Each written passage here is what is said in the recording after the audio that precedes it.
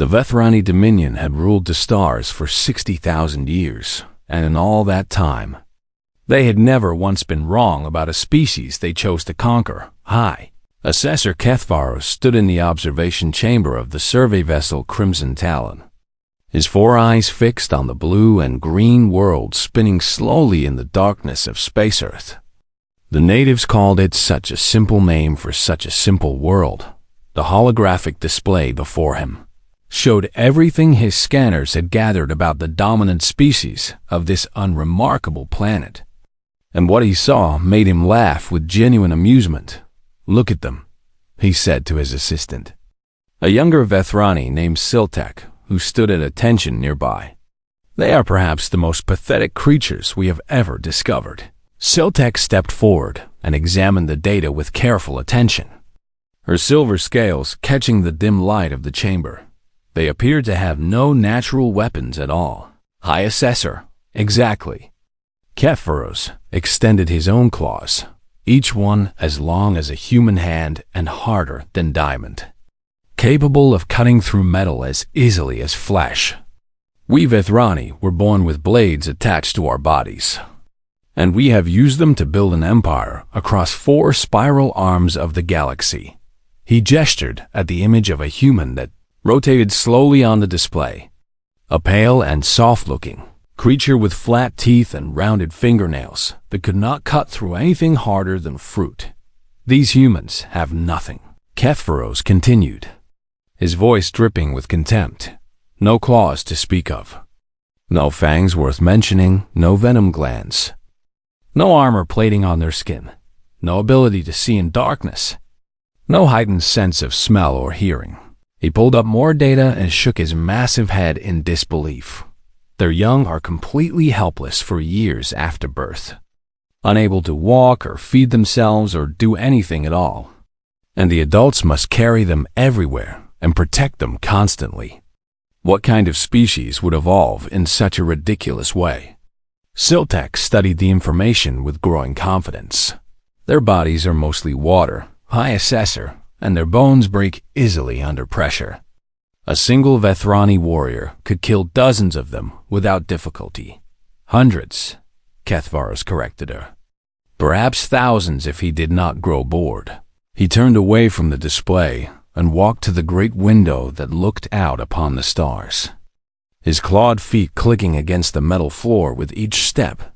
The Vethrani Dominion operated according to a philosophy they called the Doctrine of Natural Worth, a belief system that had guided their conquests for thousands of generations. Doctrine was simple. The universe rewarded strength with survival, and every species could be judged by the weapons nature had given.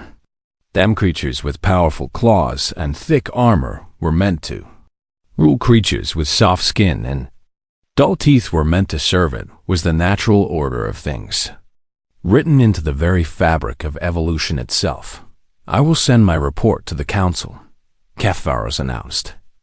"Earth will be designated a Category 7 world, which means minimal resistance expected, and a standard occupation force will be more than sufficient. Should we not observe them longer, High Assessor?" Siltek asked with a hint of caution in her voice. "We have only been studying them for a few cycles." Kethvaros turned to look at her with all 4 of his eyes, and his expression was one of mild annoyance. "What more is there to learn, Siltek? They are prey animals who somehow developed intelligence, nothing more.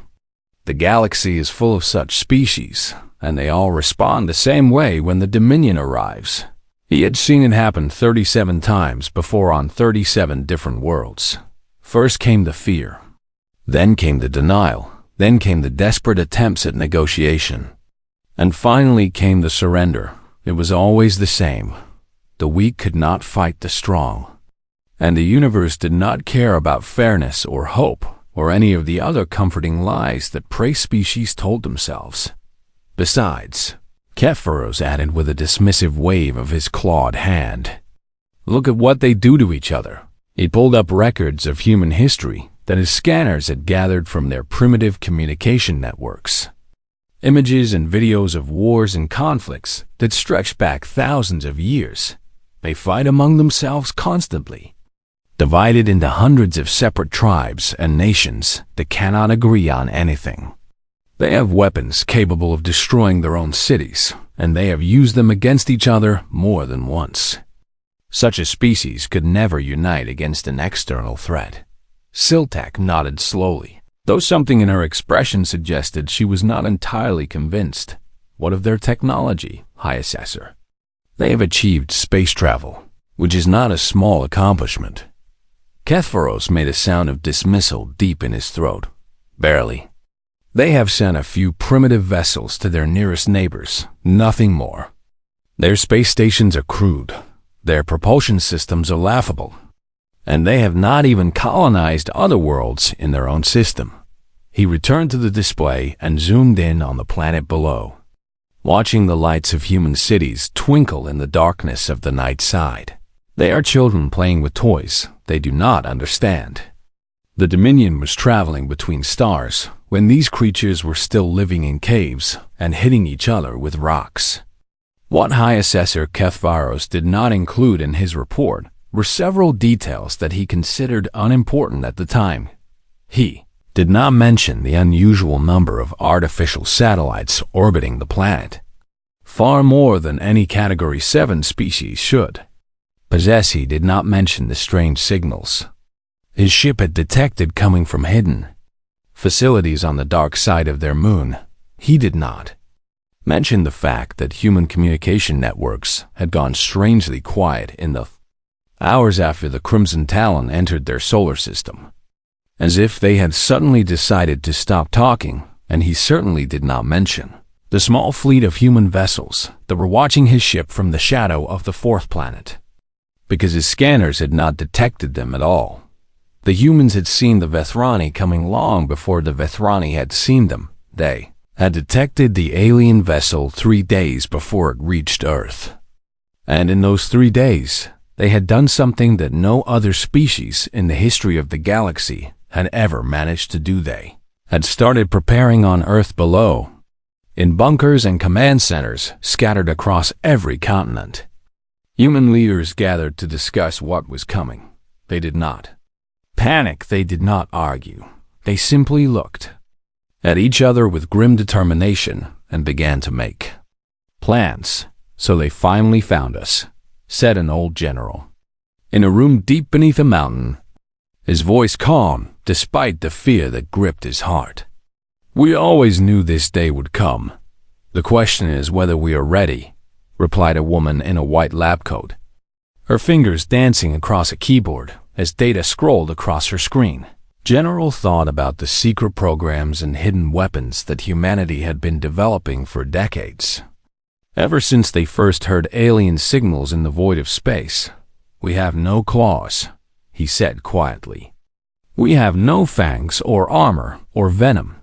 He looked at the image of the alien ship on his screen and smiled a smile that would have confused Assessor Kethvaros very much. But we have something else. Something they have never seen before. The woman looked up from her keyboard. What is that, General? Time, he answered. 60 years of time to prepare for exactly this moment. Let them come and discover what humans do when their backs are against the wall, far above. In the cold darkness of space, the Crimson Talon continued its slow approach toward Earth. And High Assessor Kethvaros retired to his quarters to rest before the easy conquest began. He slept peacefully that night, dreaming of another simple victory for the Dominion. He could not have known that it would be his last peaceful sleep for a very long time. The Vethrani landed at dawn on a cool morning in late autumn, their massive dropships descending from the sky like angry metal birds. Coming to claim their prey, Commander Vrexnel stood at the front of his warriors as the landing ramp lowered, his golden armor gleaming in the early light, and his claws extended to their full, terrifying length. Behind him stood 500 of the finest soldiers in the Dominion military, each one a trained killer who had participated in at least 3 planetary conquests before this one. They expected this conquest to be the easiest of their careers. The landing site was a wide open field outside the human megacity called Shanghai, a place where more than 20 million humans lived in towers of glass and steel that stretched toward the heavens. Rexenol had chosen this location specifically because of its size, knowing that the sight of Vethrani warriors marching into their greatest city would break the spirit of the humans faster than any battle could. "Remember your training," he said to his soldiers as they formed into perfect ranks. "The prey species always react the same way. First, they will send their leaders to beg for mercy. Then they will offer us tribute. And finally, they will accept their place as servants of the Dominion." His warriors clicked their claws together in agreement, a sound like hundreds of knives being sharpened at once. "We may not even need to kill anyone today," Rexenol added with a hint of disappointment in his voice. "These soft creatures will likely surrender before the sun reaches its highest point." The Vethrani army began its march toward the city, their heavy footsteps shaking the ground and their weapons humming with deadly energy. But something was wrong. The roads leading to Shanghai were empty, with no vehicles or panicked crowds fleeing from the alien invaders. The buildings at the edge of the city stood silent, with no faces pressed against windows and no screams of terror filling the air. And standing alone in the middle of the road ahead was a single human figure, small and fragile-looking compared to the massive Vethrani warriors approaching her. Commander Rexenol raised his clawed hand and his army stopped. "What is this?" he muttered, his four eyes narrowing as he studied the lone human. She was a female of middle years, with black hair pulled back from her face and dark eyes that showed no fear at all. She wore simple clothing that offered no protection against weapons or claws, and she carried nothing in her hands that could be used as a weapon. She simply stood there, waiting. Rexenol walked forward until he was close enough to crush her with a single blow, towering over her like a mountain of scales and armor and death. "I am Commander Rexenol of the Vethrani Dominion," he announced in a booming voice. "This world now belongs to us, and you will kneel before your new masters." The human female did not kneel. Instead, she looked up at him with those calm dark eyes and spoke in perfect Vethrani, her pronunciation flawless in a way that should have been impossible. "I am Ambassador Chen Wei, and I am here to speak on behalf of humanity. Before we begin, I must ask what the intentions of the Dominion are regarding Earth and its people." Rexenol was so surprised that she spoke his language that he did not respond for several seconds. "How do you know our tongue?" he demanded, his voice less confident than before. "We have been listening to your communications for 60 years. Chen Wei replied simply. "We learned your language, studied your history, and watched your conquests from afar. We know exactly who you are and what you do to the worlds you claim." This was not how first contact was supposed to go on. Rexenol's experience. Prey species were always confused and frightened when the Dominion arrived, scrambling to understand what was happening and begging for explanations. This human seemed to understand everything already, and she did not appear frightened at all. "Your knowledge changes nothing," Rexenol said, trying to regain control of the situation. "You have seen what we are capable of, which means you know that resistance is pointless." He extended his claws to their full length, each one glinting like a blade in the morning sun. "Look at these," he said with pride. "Each claw can cut through starship armor as easily as flesh. Every Vethrani is born with these weapons, and we have used them to conquer 37 species across the galaxy." He looked down at Chen Wei's soft hands, with their short, rounded fingernails that could barely scratch skin. "You humans have no claws, no fangs, no natural weapons of any kind. What could you possibly do to stop us?" Ambassador Chen Wei smiled then, and it was not a warm or friendly smile. It was the smile of someone who knew something that others did not. "Commander," she said in a quiet voice that somehow carried more weight than all his boasting, "your species is 400,000 years old, and you developed space travel about 60,000 years ago. In all that time, You have conquered 37 worlds. She paused to let those numbers sink in.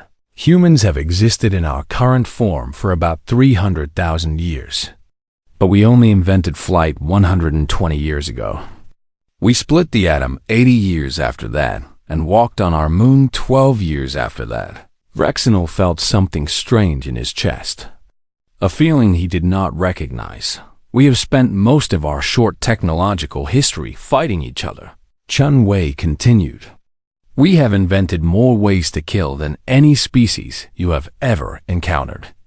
We have built weapons that can destroy entire cities in seconds, and poisons that can kill millions with a single breath. She gestured to the city behind her, to the silent towers where millions of humans waited. We do not need claws, Commander. We build them. Rexenal looked past her to the city and finally noticed what he had missed before. There were faces in the windows after all. Millions of them. But they were not faces filled with fear or panic or despair. They were faces filled with something else entirely. Something hard and cold and dangerous. Your species judges others by the weapons they are born with, Chun Wei said. But you have made a terrible mistake with humanity. The fact that we were not born with weapons did not make us weak. She stepped closer to the massive Vethrani commander. Close enough to touch him if she wanted to. It made us creative.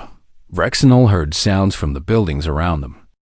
Mechanical sounds of things powering up, and moving into position. His sensors began screaming warnings about energy signatures and targeting systems and weapons platforms that had been hidden. From his scanners, you should understand something about humans. Commander, Chun Wei said, as alarms blared from the Vethrani equipment. We are not a prey species that learned to use tools. The sky above Shanghai filled with human aircraft, sleek and fast and bristling with weapons that hummed with deadly energy. Soldiers in powered armor appeared on rooftops and in windows. Their weapons, trained on the Vethrani army below massive turrets, rose from hidden bunkers, their barrels glowing with barely contained power. We are a predator species that learned to build better claws. Ambassador Chun Wei stepped back and looked at Commander Rexenal with something that might have been pity. You have two choices, Commander. You can leave our world in peace, or you can stay and discover why humans are the most dangerous thing our planet has ever produced. Rexenal looked at his 500 warriors, then at the city full of armed humans, then at the sky full of aircraft. For the first time in his long career of conquest, he felt something he had never felt before. He felt doubt. We do not retreat, he said. But his voice shook slightly. The Dominion does not run from prey. Chun Wei shook her head slowly. Then I am sorry for what is about to happen to your soldiers, Commander. We gave you a chance. She turned and began walking back toward the city. You should know that we have been preparing for this moment for 60 years. She called over her shoulder. Your High Assessor thought he was studying us, but we were studying him. She paused and looked back one final time. Welcome to Earth, Commander. I hope you survive long enough to tell your people what you learned here today. Then she disappeared into the city, and Commander Rexenal realized with growing horror that he had made a terrible mistake. Commander Rexenal gave the order to attack because retreating was not something the Vethrani knew how to do. His 500 warriors charged toward Shanghai with their claws extended and their weapons firing, expecting the soft humans to fall before them like grass before a storm. What happened instead was something that would haunt Vethrani nightmares for generations to come. First wave of Vethrani soldiers made it. Exactly 47 steps before the ground itself seemed to explode beneath them. Hidden mines that human engineers had buried weeks ago tore through the golden armor that had never been breached on any other world, sending pieces of Vethrani warriors flying through the air like broken toys. Forward! Rexenal screamed, refusing to believe what he was seeing. They are only prey. Push forward! His remaining soldiers obeyed, because that was what Vethrani soldiers did. charging into the city streets with roars of fury and promises of vengeance. The streets were empty. The buildings were silent. Shanghai had become a ghost city, and the Vethrani warriors found themselves walking through canyons of glass and steel with no enemy to fight. Then the buildings came alive. Humans appeared from everywhere at once, from windows and doorways and holes in the ground that had not been there moments before. They wore armor that glowed with strange energy, and they carried weapons that fired beams of light that cut through Vethrani scales like water through sand. Vexenal watched 3 of his best warriors fall in the first second of the ambush, their bodies smoking from wounds they had never seen coming. "Return fire," he ordered, and his soldiers obeyed, their plasma weapons filling the air with deadly green energy. But the humans were not standing still like proper targets. They moved like shadows, darting from cover to cover and firing with impossible accuracy from positions that should have been too far away to hit anything. A Vethrani warrior's head exploded from a shot that came from a building nearly 3 kilometers away, and Vexenal realized with horror that the humans had snipers who could kill from distances his people had never considered possible. How are they doing this? One of his officers screamed as another warrior fell beside him. "They have no claws. They are supposed to be weak. Shut up and fight!" Vexenal roared back, but even he could hear the fear in his own voice. The battle became a nightmare of fire and blood and confusion. Human soldiers in powered exoskeletons met Vethrani warriors in close combat, and to everyone's shock, the humans held their own. Their mechanical suits gave them strength that matched Vethrani muscles, and their weapons gave them claws that were sharper than anything nature had ever said.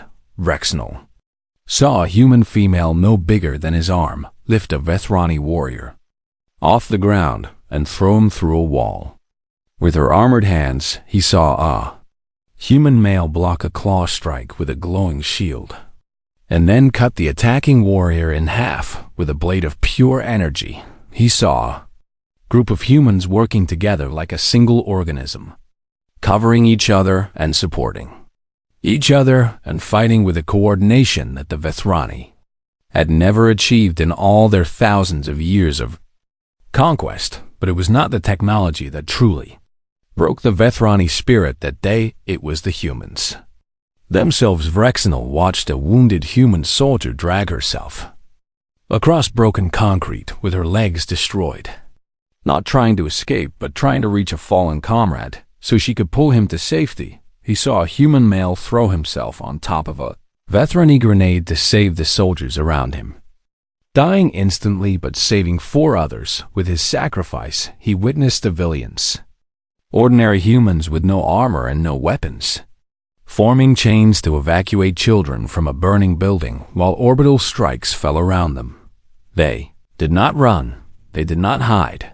They did not surrender. A teenage human boy, barely old enough to be considered an adult, destroyed a Vethrani heavy walker with nothing but a homemade explosive device and pure, desperate courage. The boy died in the explosion, but he died with a smile on his face because he had protected his home. "What are these creatures?"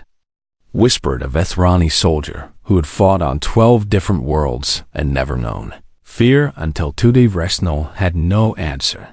The doctrine of natural worth had taught him that soft species were weak and cowardly, that creatures without claws and fangs would always submit to those who had them.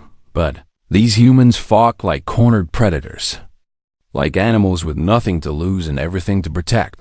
No, not like animals, like something worse, like a species that had spent its entire existence fighting against a universe that wanted them dead, and had simply refused to die by the time the sun set over Shanghai. Commander Vexenal had lost more than 400 of his warriors, 400 Vethrani soldiers, each one trained from birth to be the perfect killer. Destroyed by creatures that were supposed to be prey, the survivors retreated to a defensive position at the edge of the city, their golden armor scorched and dented and covered in blood that was both red and blue. Vexenal activated his communication device with shaking hands and sent a message to the fleet in orbit. "This is Commander Vrexnel requesting immediate reinforcements," he said. And he could hear how hollow his voice sounded. "The humans are not what we expected. They have weapons and tactics and strength that our intelligence failed to predict." He paused and looked at the city behind him, where human lights were beginning to flicker on in the growing darkness. "They have no claws," he continued, "but they have fire in their blood and iron in their souls. They fight like nothing we have ever encountered." A human drone flew overhead, and Vrexnel flinched before realizing it was not attacking it. It was watching them, recording them, learning from them. "Send everything," Vrexnel said into his communicator, his voice barely a whisper. "Send the entire fleet if you must. These creatures will not surrender, and I do not think they can be broken." He ended the transmission and sat down heavily on the rubble of what had once been a human building around him. His surviving soldiers tended to their wounds and stared at the city with eyes that had lost their confidence. "Commander?" said his last remaining officer, a young warrior named Kethril, whose armor was cracked in a dozen places. "What happens now?" Vrexnel thought about everything he had seen that day. He thought about the human ambassador who had warned them, and the human soldiers who had fought them, and the human civilians who had refused to flee. He thought about the teenage boy who had died smiling. "Now, we wait for reinforcements," he said finally, "and we pray to whatever gods still listen that the fleet arrives before the humans decide to finish us off." In the city, the lights grew brighter as night fell. The humans were not celebrating their victory. They were preparing for what came next, and somewhere in orbit above the planet, Assessor Kethvaros received Commander Vrexnel's message and felt something cold settle into his chest. He had been wrong about the humans. He had been terribly, catastrophically wrong, and now the Dominion would have to pay the price for his mistake. Assessor Kethvaros stood before the Dominion Council and delivered his report with a voice that trembled despite his best efforts to control it.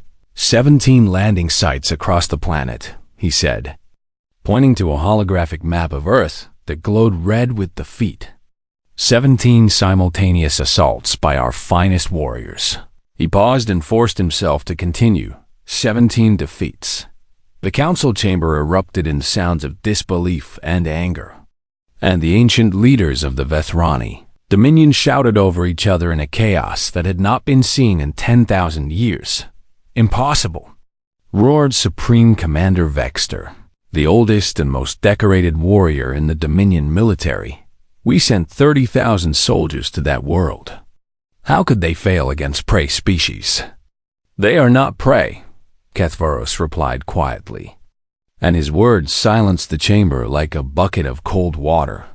"Explain yourself," demanded the High Counselor, a massive Vethrani whose scales had turned gray with age, but whose eyes still burned with fierce, intelligent Sethivers pulled up images from the battles, recordings captured by Vethrani armor cameras.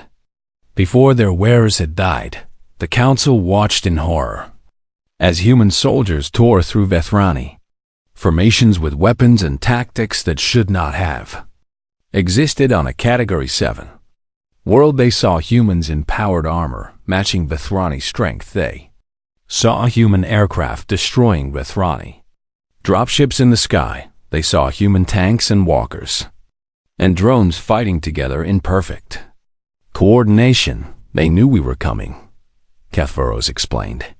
"They have been preparing for this day for 60 years, building weapons and training soldiers and hiding their true capabilities from our scans." "That is not possible," said Supreme Commander Vexter, but his voice had lost its certainty. "We would have detected such preparations, would we?" Kethvaros asked, and he pulled up more data on the display. "Their communication networks are beyond anything we have encountered before. They can encrypt messages so thoroughly that our best code breakers cannot read them. They can hide entire facilities underground where our scanners cannot reach. He showed them images of massive bunkers buried beneath mountains, factories hidden in the depths of their oceans, and military bases on the dark side of their moon. We thought they were primitive because they showed us primitive things, Kethvaros continued. But they were watching us the entire time, learning our methods and building defenses against our weapons. The High Counselor leaned forward in his throne. You said they fight like nothing we have encountered. Explain what you mean by this.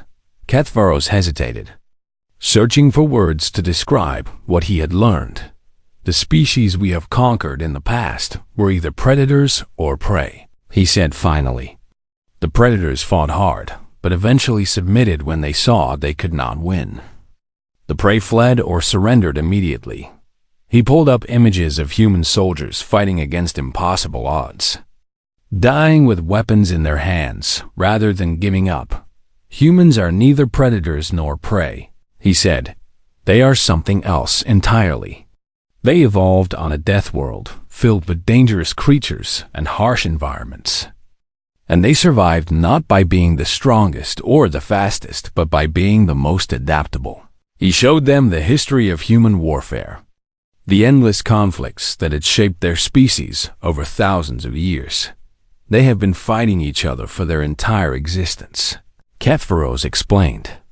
They have developed more weapons and tactics than all the species of the Dominion combined.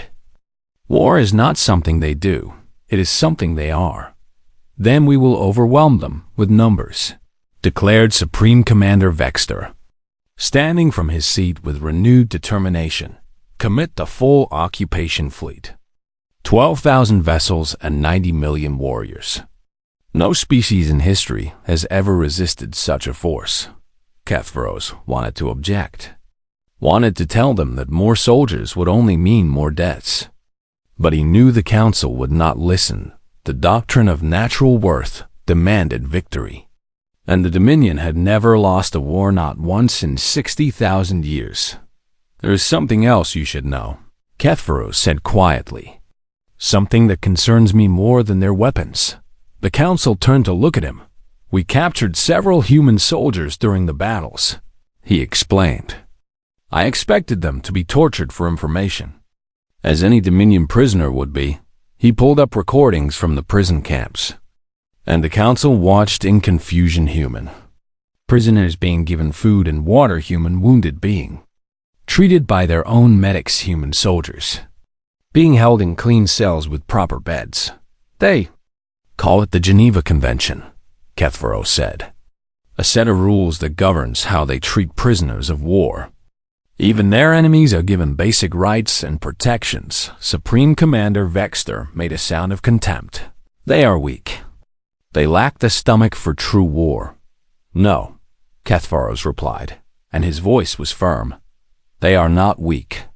They choose to show mercy even when they do not have to. That is something very different. He looked at the council with eyes that had seen too much.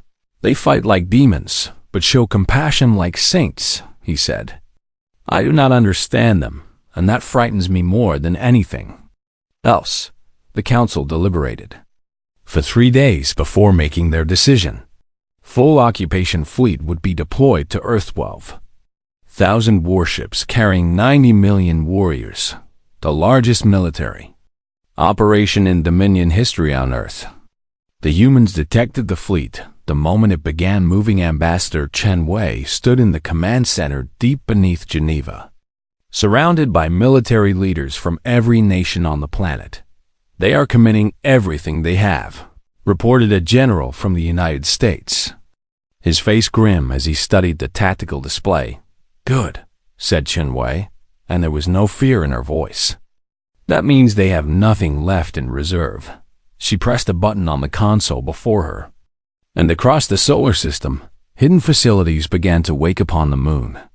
Massive doors opened to reveal weapon platforms that had been built in secret over decades on Mars.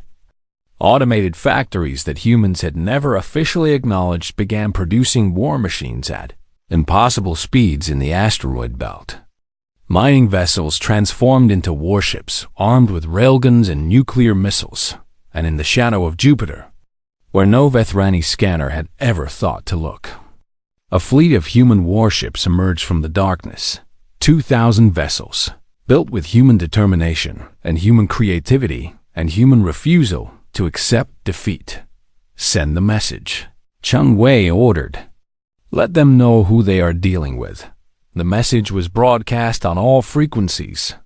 In every language, the humans knew, including perfect Vethrani. This is the Terran Alliance speaking on behalf of the human species. The message began. We know you are coming, and we are not afraid. You judge us by the claws we were not born with. But you do not understand what that means. We were not given weapons by nature. So we built our own. We were not given strength by evolution. So we created machines to be strong for us. We were not given natural armor. So we forged steel and titanium and alloys you have never seen. This is our home, the only world we have ever known. And we will not give it up without a fight. Come and take it if you can. In the command center, the human leaders looked at each other with expressions that mixed fear and determination and something that might have been pride. Whatever happens next, said Ambassador Chen Wei quietly. History will remember that we did not go quietly. The first Vethrani ships entered the solar system 3 days later, and the Battle of Seoul began. The Battle of Seoul lasted 19 days and became the most brutal conflict the galaxy had ever witnessed. High Assessor Kethvirus watched from the bridge of his flagship as the Vethrani armada entered the human solar system. With all the confidence of a predator approaching, helpless prey, 12,000 warships spread across the darkness of space like a wave of golden death. Their weapons charged, and their warriors ready for the easy victory they had been promised. Then, the humans attacked. They came from everywhere at once. From the shadows of planets and the hearts of asteroid fields and the depths of space. Where no scanner had thought to look, 2,000 human vessels against 12,000 Vethrani warships. The number should have been impossible. The humans should have been destroyed in the first hour, but humans, Kethvirus was learning, had never cared much about what should happen. The human ships were smaller and faster than Vethrani vessels, darting between the massive golden warships like angry insects that could not be caught. They fired missiles that should not have been able to penetrate Vethrani shields. But somehow did they use tactics that no species had ever attempted before, sacrificing ships to create openings and then exploiting those openings with devastating precision. On the third day, the humans revealed their first surprise. Asteroids that had been drifting harmlessly through space suddenly changed course, their surfaces opening to reveal engines that had been hidden inside them for decades. These asteroid ships slammed into Vethrani carriers at speeds that turned them into weapons of mass destruction, each impact destroying vessels that carried thousands of warriors. They turned rocks into weapons, whispered a Vethrani officer in disbelief. They've been preparing this for longer than we imagined. On the 7th day, the humans revealed their second surprise. A virus began spreading through the Vethrani computer networks, shutting down weapons and shields and navigation systems on hundreds of ships. Simultaneously, the virus had been created using code stolen from Vethrani prisoners who had willingly shared their knowledge in exchange for fair treatment. The prisoners talked. Kethvirus realized with horror.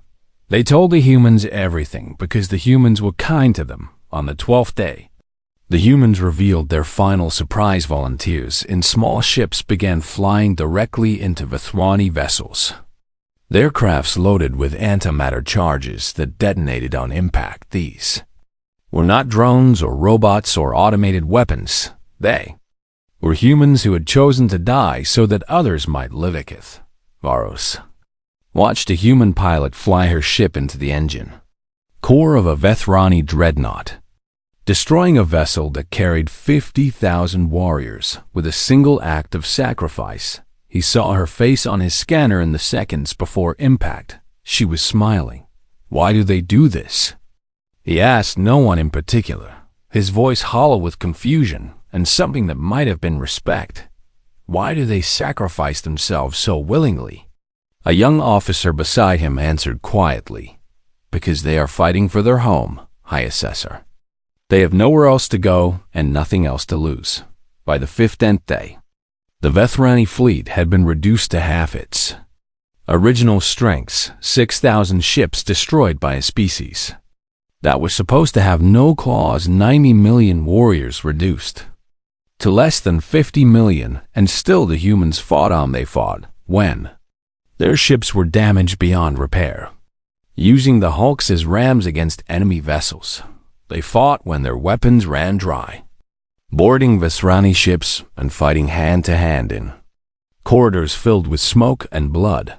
They fought when they were outnumbered and outgunned, and should have surrendered hours ago. They simply did not know how to stop. On the 19th day, High Assessor Kethvaros stood on the bridge of his burning flagship and finally understood the truth. The doctrine of natural worth was a lie. Evolution was not about claws or fangs or natural armor.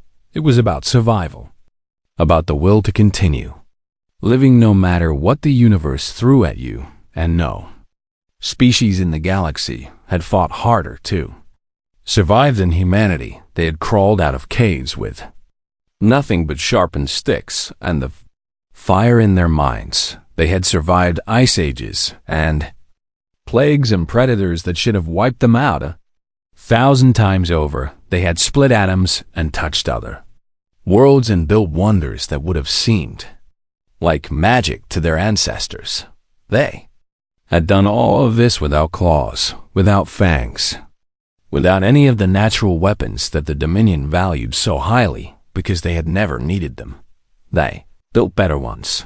The surviving Vethrani fleet retreated beyond the edge of the solar system, their golden ships scorched and broken and filled with warriors who had learned the meaning of Kethvaros, activated his communication device one final time and sent a message to the Dominion homeworld. Remove Earth from the Conquest Registry, he said, his voice steady despite the chaos around him.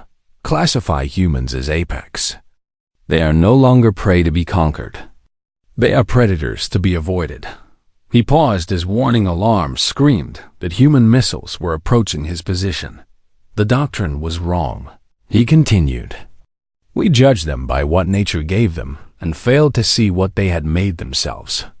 They have no claws because they never needed claws. The missiles were getting closer. They are coming, Kethvaros said. And for the first time since the battle began, he smiled. We awakened something that should have been left sleeping, and now they are coming. Not just for us, but for every world we have conquered. He looked at the blue planet one final time. The world that had cost the Dominion so much. Tell the Council to prepare, he said as the missiles entered their final approach. The galaxy is about to change. The flagship exploded, and High Assessor Kethvaros became one more casualty in a war that his people should never have started. 50 years later, Ambassador Chen Wei stood before the newly formed Galactic Coalition and looked out at the representatives of 40 different species, 40 worlds that had been freed from Dominion, ruled by human hands and human sacrifice. She was old now, her hair gray and her face lined with years of struggle and triumph. But her eyes still held the same fire they had held on that morning in Shanghai so long ago. They called us clawless, she said, her voice carrying across the great hall. And they were right. We have no claws. She smiled, and it was a warm smile this time, full of hope instead of warning. We have something better, she said. We have each other. In the gallery, a young Vethrani delegate leaned toward her human colleague. A friendship that would have been unthinkable 2 generations ago. Is it true, she whispered, that your ancestors hunted predators to extinction with nothing but sticks and rocks?